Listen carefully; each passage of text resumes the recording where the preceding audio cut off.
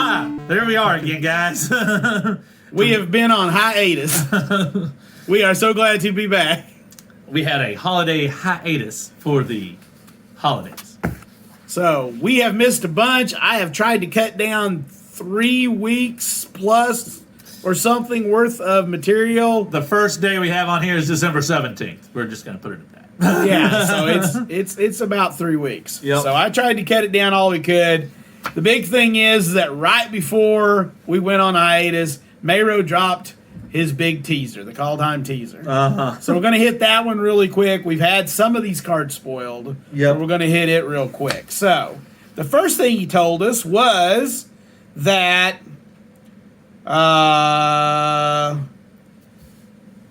things you can expect to see in Kaldheim. We got a 5-color legendary enchantment. Which we haven't seen yet. We haven't seen that. A black and 2 for a 6/6 with Death Touch. Don't think we've seen a 6/6 with Death Touch yet. No, I haven't noticed that one. I'd remember. A card that allows you to kill someone with poison. Now, we haven't seen that either, but we did get Praetor. We do know that Vorinclex is back.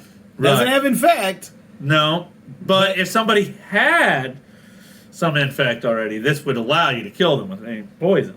Well, if you had something else, he helps you kill them with poison very quickly. I guess. I suppose. A card that has double Wooburg and tap tap. activation. That's a heck of an activation. Yeah, so if you're familiar with Door to Nothingness, Yeah. a similar activation there. A card that lets you use a creature's toughness to perform an action normally using a creature's power. Fighting is going to be my guess. They've done that before, though. Oh, So why would he mention that? They fought with toughness before? Okay. Red has been allowed to do it in the past. Okay. Uh-huh. A black creature that can copy other creatures. Interesting. Is that... We didn't see that, right? I don't know. I read so much Kaldheim information today. A story. Oh, yeah. That's the Valky, the god. Volky lets you do it, yeah. After I they're thought we had- exiled, you can become a copy of the exiled cards. Numerous new non-creature tokens. We know there's enchantment tokens. Yes. Those are Shards. Shards, card that can make a token that's a copy of target permanent for no mana. I don't think we've seen that one yet. No. Wait, did I skip something here? Yeah, I skipped some. Okay, the introduction of a creature type that players have been wanting for years. We do know what that is. That is Phyrexian. Because we told you there was a Vorinclex in here. And He is a Phyrexian Praetor. So that's what he is, right? yes, Phyrexian Praetor. So that means we're going to get a bunch of errata on a bunch of cards. 28 years 28 worth of cards. years worth of cards. Well, 27 or whatever. Yeah. But the first Phyrexians appeared in what? Antiquities? Yeah, it goes back quite a ways. It's back there. Not quite to Alpha, but close. A card with 3 activation cost. One that's only ever used once before, and the other 2 have never been used before. They're going to have some kind of snow something in them, I guess. Would be my guess. Probably, because we know Snow's back. Yeah, snow is back, so some kind of combination with snow would be my guess. And we got some snippets of rules text. We've seen this one. Protection from God creatures. That's on a white creature. I don't remember the name. Sigrid. The God favorite has protection from God Protection from God creatures. Gods can die because Norse gods can die. Yes. So, yeah. We have sacrifice 5 treasures. Haven't seen that yet. I'm interested. Not yet. We have if 3 or more creatures died this turn. We have choose 1, 2, or 3 at random. That we haven't seen. Except for giants, wizards, and lands. That is a weird batch of things. Giants, wizards, and lands. It's a really weird batch. You may search your library and or graveyard for a rune card. You know, we didn't learn anything about runes today in the stream. Nothing I saw talked about runes. No. So that they're holding that one out on us. All the best guesses I hear is that they're essentially like enchantment equipments. Is what people are thinking. We shall see. As long as you control 3 or more legendary creatures. I don't think we've seen that one. X is the number of vehicles you control plus the number of equipment you control. I don't think we've seen a vehicle yet. No, we have not. Which Norse, Vikings, some longboats or something we makes should sense. get some kind of ships, yeah. But that's also a weird line of text to me. As long as you have at least 7 life more than your starting life total. I think we saw that one. Okay, I hadn't noticed That one seems familiar to me.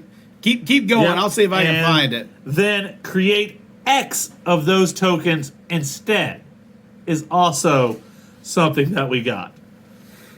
Oh, I did find we do have sacrifice 5 treasure tokens. That's on the dwarf. Yeah. Magda Brazen Outlaw You lets you do that. sacrifice 5 treasures, search your library for an artifact or dragon card. Put that card onto the battlefield. Yeah. Very flavorful. Down with that one, yeah. Seems like my kind of thing. That's cheating dragon mana cost. I like it. Also, we got some creature type lines here that we're gonna see. Angel Warrior, Well, I'm not finding it, so I don't know. Maybe I didn't see it. Zombie Rogue. That one just makes me giggle. Dwarf Cleric. You don't think there could be a sneaky zombie? I think it's got to be a little hard to sneak when you got parts falling off. You know? Horse Spirit. Vampire Dragon. We have a vampiric dragon. Is it not a vampire dragon? I don't know. There's a card called Vampiric Dragon. I should have looked that one up. Legendary Creature Wolf, which we've seen. Legendary Creature Bird Spirit. Legendary Creature Giant Wizard. Legendary Creature Demon Berserker. And Legendary Creature Squirrel. I get to say that one. Yes, you do. Because we have seen Toski. Yes. And I'm the squirrel guy, so I get the squirrel. Yeah, we've seen Toski, we've seen the Legendary Wolf, and we've seen. I don't think we've seen any of those other big legendaries yet, though. We've seen a Demon Rogue, but not a Demon Berserker yet. Right. So that's the teaser. So get to work on that if you haven't already. There's still several of these we need answers to, people. So let's get on to some questions that were asked in the last 3 weeks. Hello, I hope you're doing well despite current events. I wanted to ask, is organized play for tabletop Magic still a priority at WotC?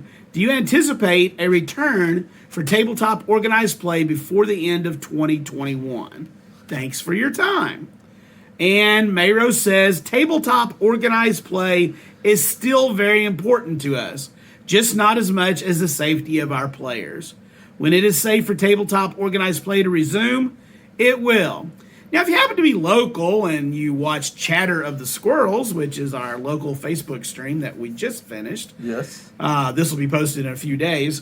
Come back and hit Chatter of the Squirrels 95 for my What If segment about what I think about organized play, where it might be going, and tabletop organized play. Hey, Mark. I noticed that in your teaser you said, kill someone with poison, and didn't mention counters.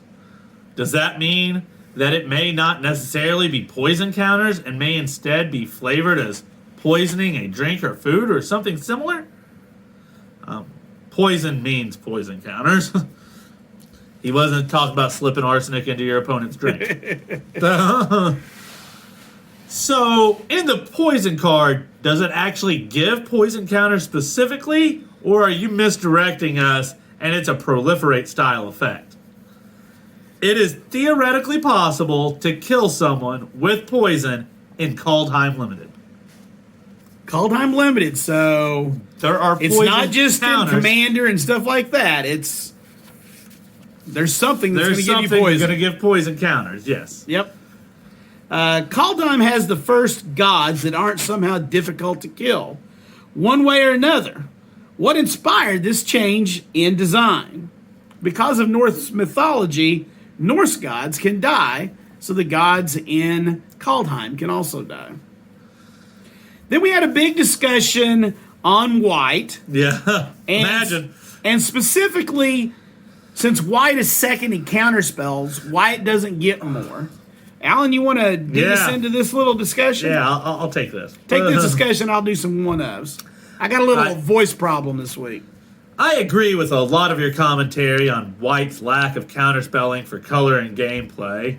One thing I would like to request is creatures sacrificing to tithe spells.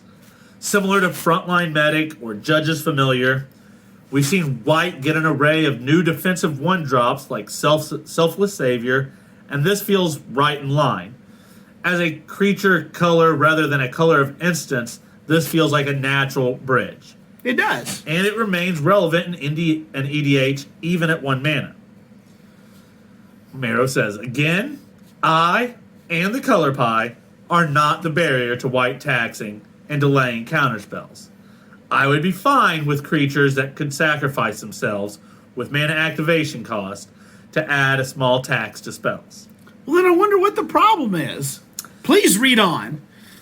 Mero, I am curious. Why are you hesitant to give white harder counterspells? I know you have a good reason. I'm just curious as to what that reason is. Again, it's not me. But my guess is counterspells are already one of the most hated card effects in the game. Check. Pushing them into a second color just means them showing up more. That makes sense. But it wouldn't be in blue. No, but they still show up more. So how can we fix it so that they don't show up more? Read on. White counterspells in Commander. While it doesn't solve the card or mana flow problems, it does expand on an established in-color way for white to interact with the game and to do so in one of the most valued ways.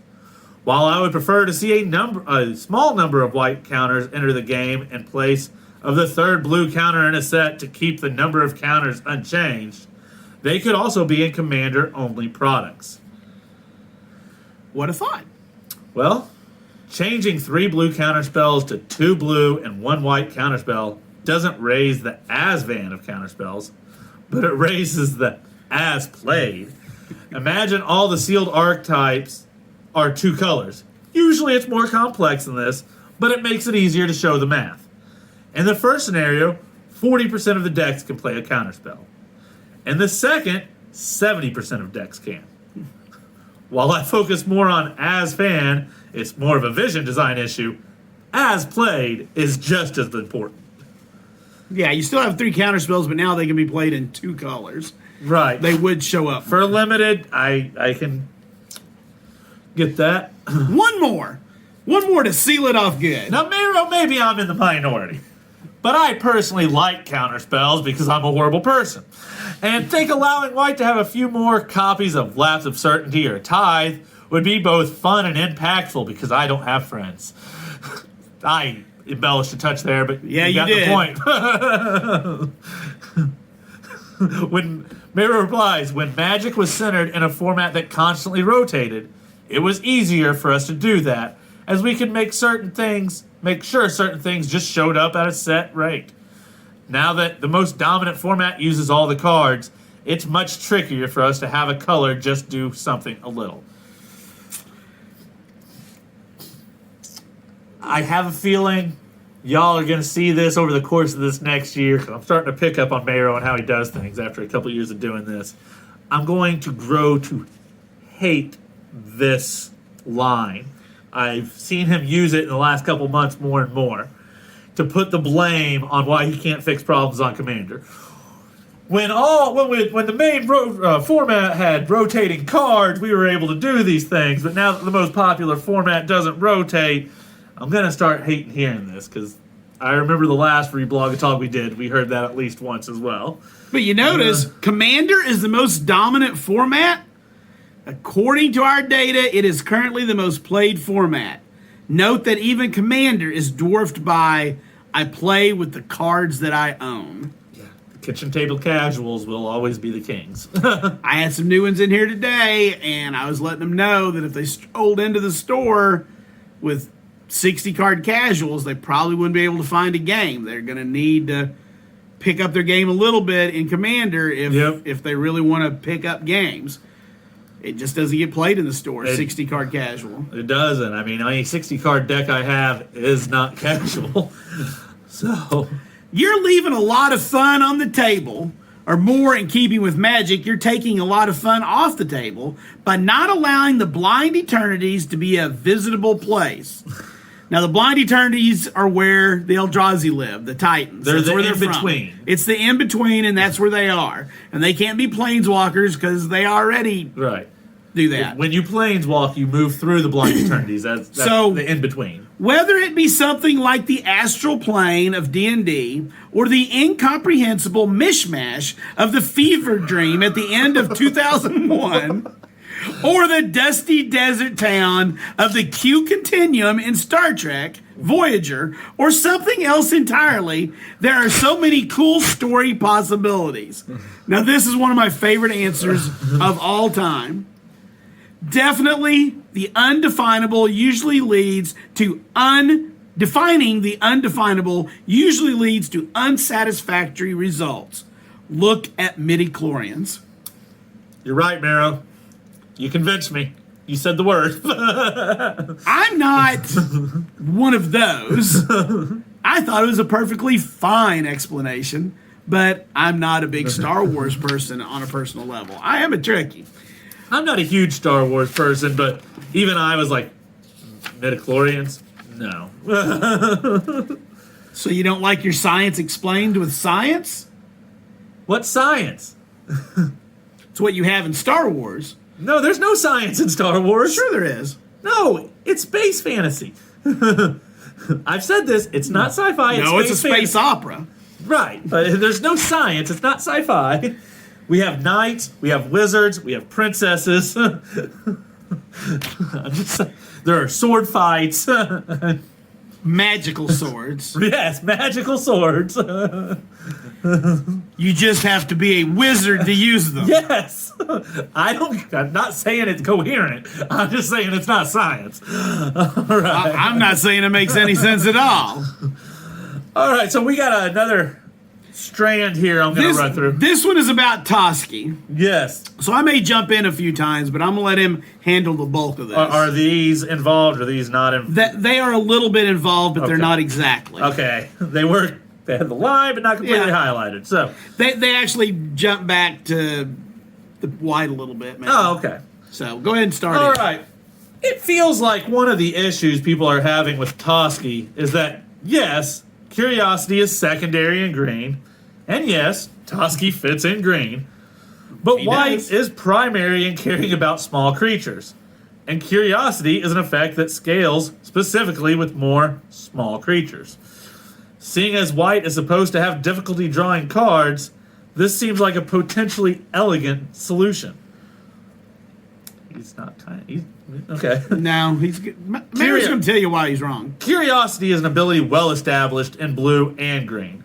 Green's whole card drawing shtick is it has to be tied to creatures. Toski or another creature has to deal combat damage. It's a slam dunk fit for green. White's fifth in card drawing and shouldn't be generating effects that draw multiple cards per turn. Ta-da! But that wasn't good enough. They kept asking questions. I feel really bad for Squirrel. I cut a bunch of stuff out, by the way, on this one. I feel really bad for Squirrel fans right now. For a moment, they got to rejoice about their new legend. And then, the overwhelming majority of white players told them their card shouldn't exist. The card is nowhere close to a white card. Squirrel fans rejoice. Yay! I've been rejoicing.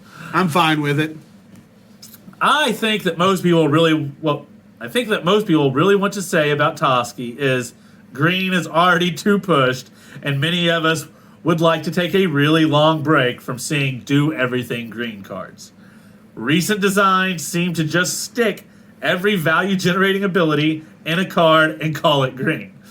It feels like you don't have a reason not to splash for green in every single deck. and that's bad. He's correct, that is bad.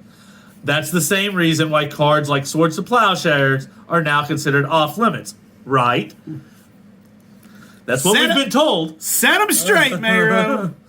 Two things. One, Toski does think squarely in Green's pie that Green has access to and gets to have cards with. While Commander is popular, a lot of players play non-eternal formats and they get to have powerful new cards of every color. Ta-da. Alright, Mark, you missed the point in my previous ask. It wasn't about Commander, nor about Toski not being on the right colors. He is a green card.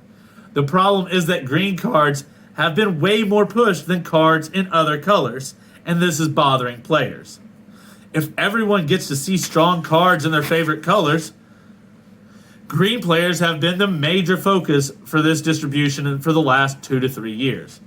Others just started seeing comparable strong cards in their favorite colors very recently.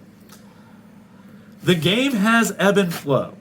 At any one moment in time, one color is ebbing more than the others. Once upon a time, green was the worst color. I lived through the horror Now, years. it's the best.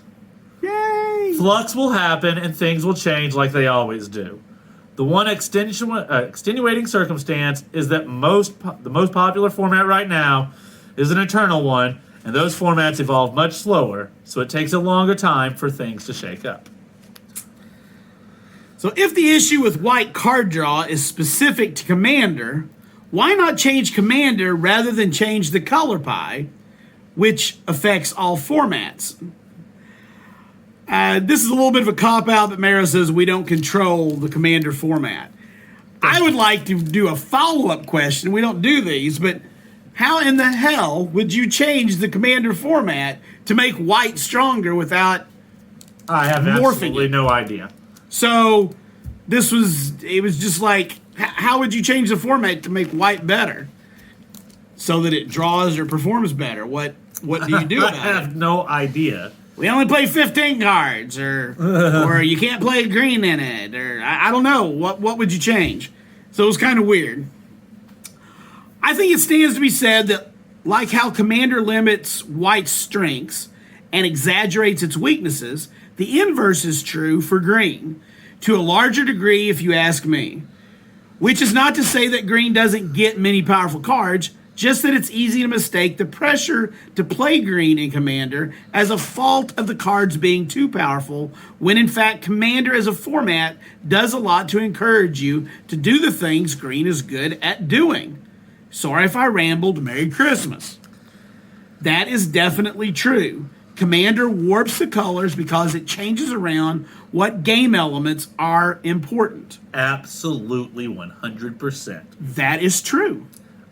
Just to be honest, if you're trying to if you just want to sit down and build a deck that will be able to win Commander games, the first thing you should do is make sure you have green in it. That's just, I'm not joking. It's the most powerful color in Commander by a long shot. It's not even close before you get to blue. You can't say that in other formats. But the gap is very large in Commander. So, hi, Mero. Today is my birthday. Can you tell me more about Kithkins? Well, Kithkins started as a one-of in Legends, a set based on the designer's role-playing games. When creating Lorwyn, we decided to have no humans, so we needed a white race and looked back to Legends as a place for an answer. Happy birthday. I guess I had forgotten this, but I actually played with Amru Kithkin back in the day a little bit, and that's actually out of Legends. That's the original Kithkin. Goes all the way back to Legends. Thought that was a pretty cool thing. It is. I didn't even know that. What color would Birds of Paradise be today? I assume still green, but could it still cost 1 mana? If it wasn't grandfathered, it wouldn't be a monocolored card. So it would be tricky to do that at 1 CMC. Yeah, there were a few questions on this, and I think I cut some of them out. But yeah, I mean, it's grandfathered in because it's all the way back in alpha. Yeah. But yeah, doing it 1 CMC. Very difficult. My favorite part of the card is that it was still created because they had a piece of art they needed something to do with. The piece of art that is Birds of Paradise was supposed to be Volcanic Island, but the birds were too prominent in the picture. Tropical Island, right? Tropical Island, sorry, yeah, Tropical Island. Yeah.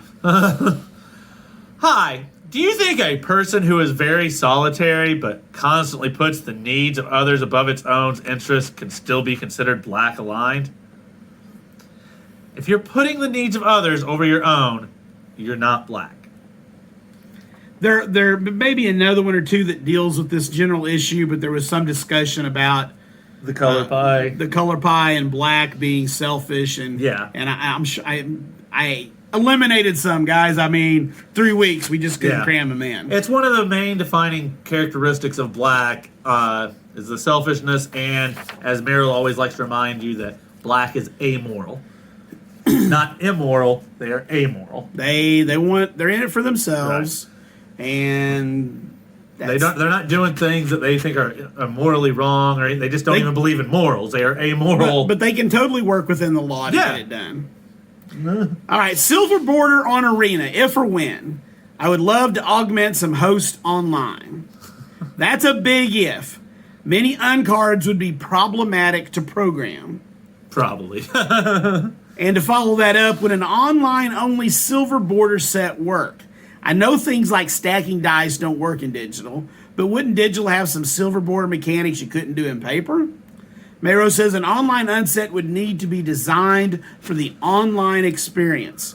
While I'm always game for something like that, my gut is it would be a low priority desire. Now, we talked about it in chatter. I believe designing for digital only is just a matter of time, and I don't think it's going to be that long. But I think it's the part of this that makes it a low priority. Yeah.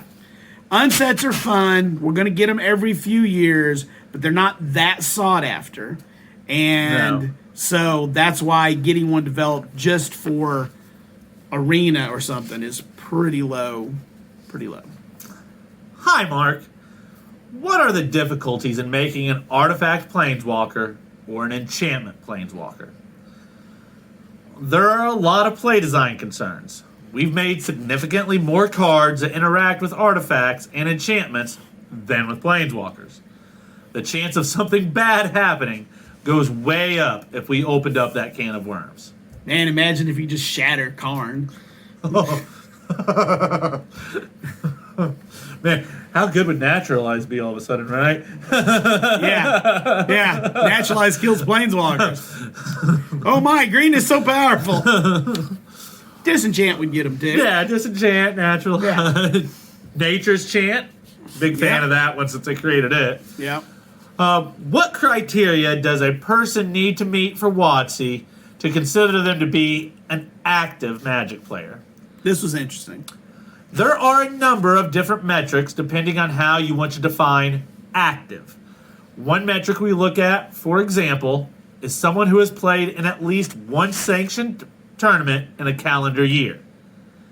That's more play active than purchase active, though. Because they can tell because of, Right. having, the old DCI numbers, now just having a Arena account and tying it to the store and so forth. So. Right.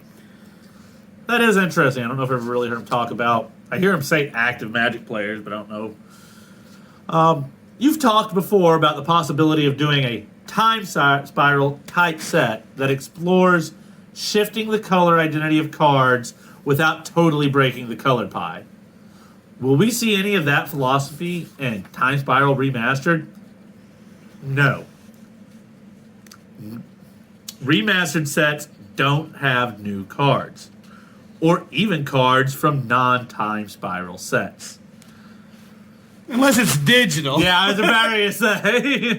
That's why I left this one in. Don't back yourself in that corner, Mero. So I think he's telling us for the paper anyway, we're not going to get added stuff. Right. I may be wrong, but I think that's what he's telling I us. believe that is correct. All right, so, hey, what's up, Mark?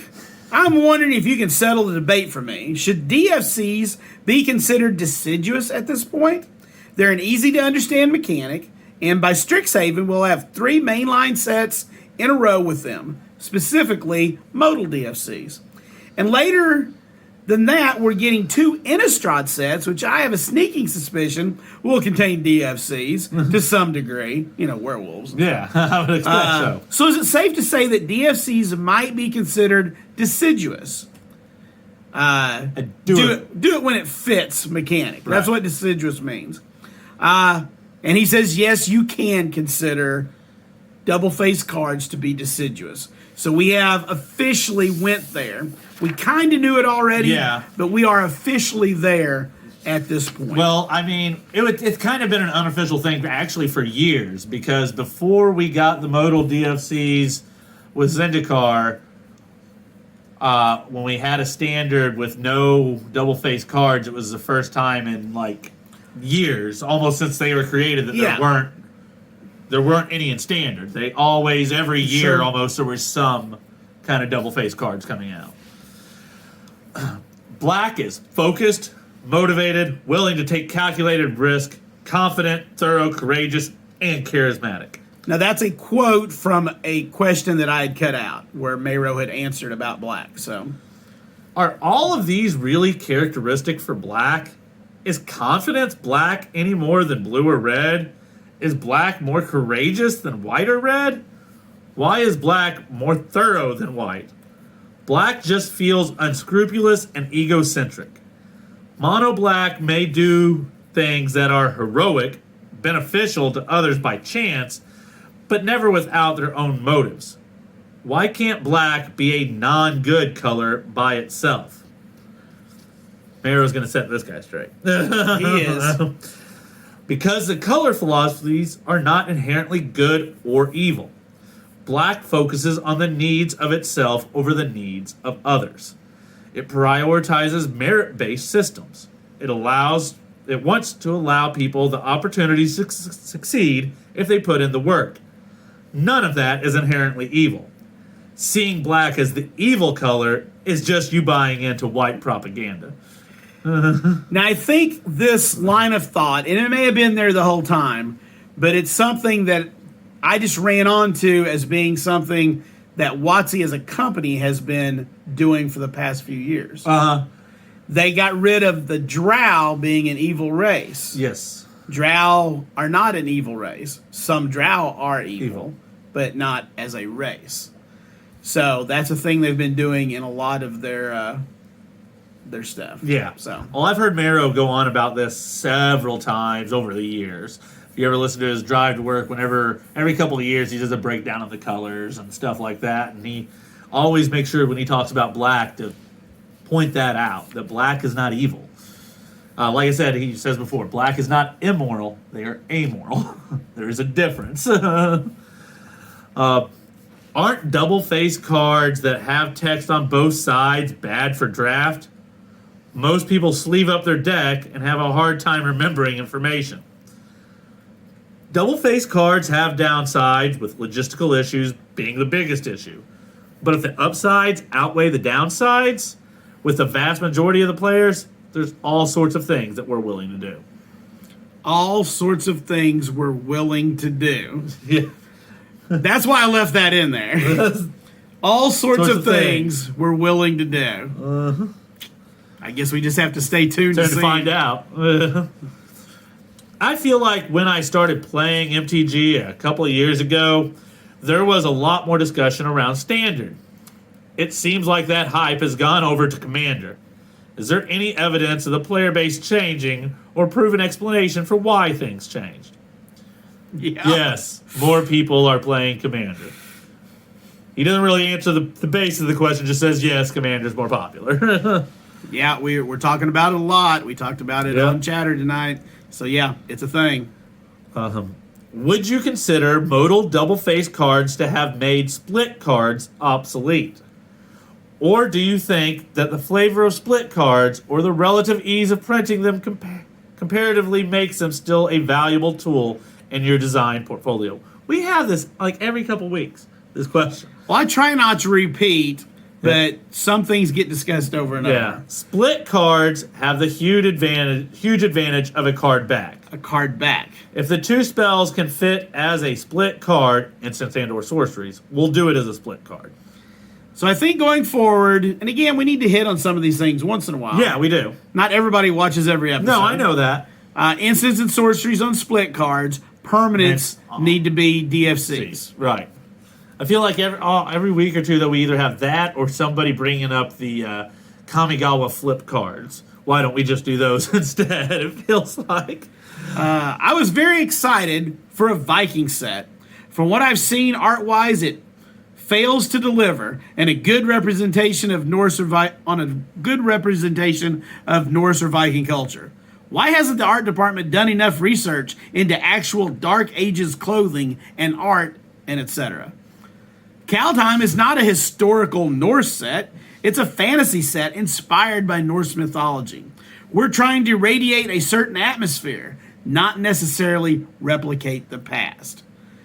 So, all of Magic's worlds are inspired by, as they're not direct copies of the real world or any one fantasy trope. They try to bring a lot of those together. Yeah. And I think they're doing a fine job, personally. I believe so. So this guy's replying here about a decklist and jumpstart. I understand your point in saying there is a variance in what was possible to appear in different sub-things. I know of another game that uses pre-constructed decks right out of the pack. Keyforge. That is able to do this exact thing. Which I think might be dead. And it also includes a deck list. Would it be possible to reverse engineer this tech? Jumpstart already has a lot of printing restrictions. I don't think, at least for now, it has the ability to add yet another one. They may not want to put the cost into it, but it might at some point. Jumpstart was pretty popular. We'll see it again. I still have to say, and I mean, I said this about Battle Bond, and I've said it a couple times, but I really have to. Jumpstart's the most innovative product I've ever seen WotC make. I just hands down. I got to give them props on that. Wow, this seems out of the blue, but I'm down with it. Okay. Could you rank the mechanics from Ixalan in order of positive reaction from players? From memory, which could be faulty, 1 double-faced lands, 2 raid, 3 enrage, 4 explore. Really? That's the ratings. I'm kind of surprised Explore was the least popular Ixalan mechanic. I played a lot of Standard and Draft around that time, and Explore is the mechanic I remember playing with and against the most. Mero says it's more popular with enfranchised players. And if you're on Blogatog, you're an enfranchised player. That's fair. So that's... I found it very interesting myself. That's why my favorite two were the bottom two, Explore and Enrage. I like Enrage. Doing damage, trying to damage your own creatures to get effects. I like the play that created, you know? Yeah, no, I'm with you. I'm with you. Hey, Mark. What are the chances that Level Up will return in a future set? Thanks. Chances are low in its current form in a standard legal set. Everybody's curious, I'm assuming, for the Forgotten Realms set. Are we getting Level Up? So yeah, so... It would be very thematic to D&D, so... I don't know. It doesn't really give us much there. No. We've heard him say... In its current form. Yeah, we've heard him say this kind of stuff, and then boom, we get... Because he can't tell us what he can't tell us. So would they take the ability, leave the name, and change how it works? Now that they've done Companion and redone it, would they do that with an old one? I don't know. It'll be interesting to see. It will be. The axes in the key art are to help sell the larger Norse flavor. It's not a story point. This is a reply to a previous ask about Kaya. Right. But he explains that. Why not create a planeswalker that would fit the box art then? Like how Saheeli was created because Chandra was a better fit for Aether Revolt than Kaladesh. I was incorrect. Kaya's axes do play a role in the story. Her card art takes place at a time in the story before she gets the axes. So he set himself straight because he had said in a previous thing that the axes weren't story related, but they were just there to sell the flavor. Sell the flavor, yes. Will you be able to tell us how Kaya the Inexorable ended up seeing print? It's very surprising and disappointing to have a card break the fundamental rules of the game's design. It makes playing the card feel much less rewarding, a bit like cheating, in the same vein as something like a green lightning bolt. It just seems so strange to me that it would even be made.